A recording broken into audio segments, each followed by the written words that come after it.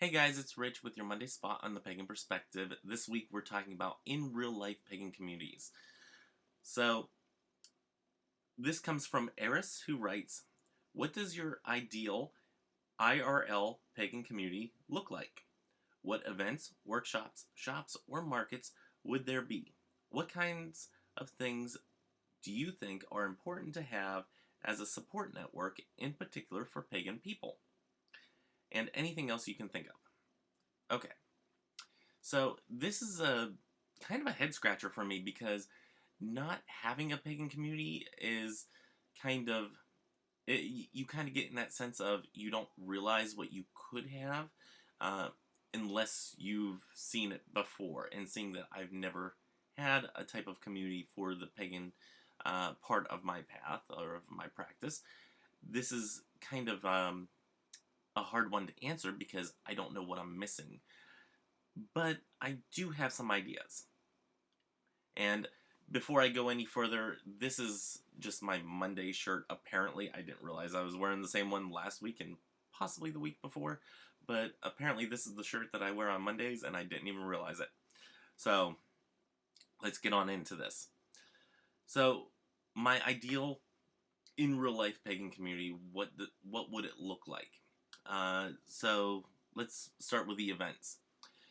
Events that I would love to have or love to see or be a part of are events like salons, like where you share ideas and gain inspiration from one another, where you sit around and you talk about not only the frivolous things about your practice, but also the deep, hard hitting questions, and where everybody takes time to ruminate on it and you go from person to person and have this open discussion where people aren't really, you're not judging one another and you're not looking down on one another, whether or not you think that you are smarter or they are smarter, or, you know, it's not an intelligence battle. It is a sharing of ideas and an open sharing at that.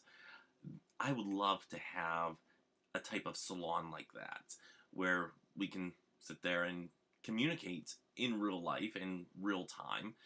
That's kind of what Kara and the founders of Pagan Perspective have brought. Um, is this type of salon where everybody gets to join in a discussion of sorts. Although this is a more one-sided way of having a debate or having this conversation, the pagan community on YouTube has facilitated this type of sharing of ideas. So that's really what I would kind of want as far as events. Open circles would be great, but it would not be a deal breaker if I didn't have them. Basically because I get kind of weird in groups and doing ritualistic things. Um, it can kind of feel a little fake or phony or funny. Um, Insert uh, your description here. It can feel a little off place. So I don't know if I would want to do an open circle. Um, I wouldn't be opposed to it, uh, into partaking in one of these. I've done one before, I think, maybe two. I know I've done at least one open circle with other people where I did not lead it, but I was very new and I just kind of went with everything.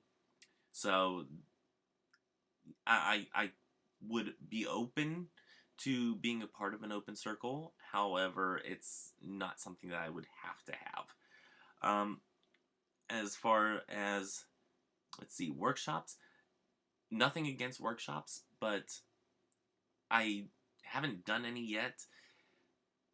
Doesn't mean I wouldn't want to partake in them. I love going into little classes and everything, especially where you can have that salon type setting that I was talking about before, where you can share ideas and thoughts and feelings and, what you like and what you don't like, and, you can bat around these ideas with individuals um, that are all there for the common purpose of sharing ideas. Workshops are basically that, but on a more uh, a more defined route, whether or not you're talking about a workshop on stones or circle casting or, herbalism or something like that. Insert subject matter here. It's a more focused type of group rather than an open salon of ideas. Let's see, shops. Now, this is where I run into some issues. During my early practice, I bought everything that I needed, or what I thought I needed. I have the wand, I have the athame, I bought everything brand new. And then I got into buying and selling antiques, collectibles, all that stuff. And even though I don't really find things that are pagan-esque, I will find things in my venturing, like this new athame that I am going to be using. I found things like my chalice, I can't get it right now. It's over there. Well, I don't want to get up and get it. Anyway, I found my chalice. I found multiple incense burners. I found bells galore. A couple of which speak to me, but I find bells all the time.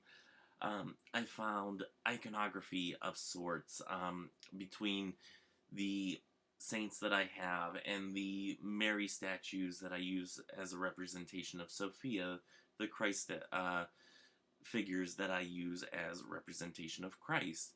I have these pieces of statuary and iconography that I use in my practice, and I didn't really ever have to go to a store to find it. I was able to find it at my local flea markets. I was able to find it in cleanouts that I've done. Now, not everybody lives the same type of life that I do, but you can find these things outside of magical shops. So I've even found incense burners and incense and all that other stuff. So I don't know if I'd really have a purpose to go to a witchy shop, other than if I'm looking for like a book or a tarot deck or an oracle deck. Those are basically the only things that I haven't regularly found out at flea markets and thrift shops and whatnot. So as far as shops, I would like to see some that cover a vast base of information in the form of books or audiobooks or even just essays that were written, stuff like that. I would like to see shops that carry a vast library. And you find that very rarely in the pagan community that I found in the shops that I've been able to go to. And I think a big reason of that is books are expensive for wholesale, or for you to buy from a wholesaler to then have to resell. So it's difficult to get those books to begin with, not to mention to try to sell. So you have to really pick and choose what books you take a chance on for other people to want to buy. So I can't really fault witchy shops for not carrying a vast selection, but I really wish it was there. It's an unfortunate thing of how the buying and selling things go with retail shops. It's really a horrible thing for the retailer to have to buy books that might not sell for years on end, and for them to not see a return on. So I get that, and I understand it. I'm totally with you guys on that. But things that I would like to see are a vast selection of books, a vast selection of tarot and oracle decks that I can actually see the deck in its entirety before I buy it. I've been to probably one or two shops that actually have a store copy where you can look through the entire deck before purchasing, and I love that. I have bought my Ascended Masters deck. I've bought that by looking through the store copy and saying, these cards speak to me. And I subsequently bought them. But yeah, that's what I would like to see in shops. Okay, what kinds of things do you think are important to have as a support network, in particular for pagan people? Okay, for pagan individuals, I think, and not really being as in touch with the pagan community that other people are in touch with, I think the type of support system that would be needed would be for those who are kicked out of their homes for being pagan, or have had their kids taken away, or been fired from a job because they are pagan. I think that is an important thing to have. A justice system, or a lawyer, or a law firm that deals in cases pertaining to the discrimination of pagan people.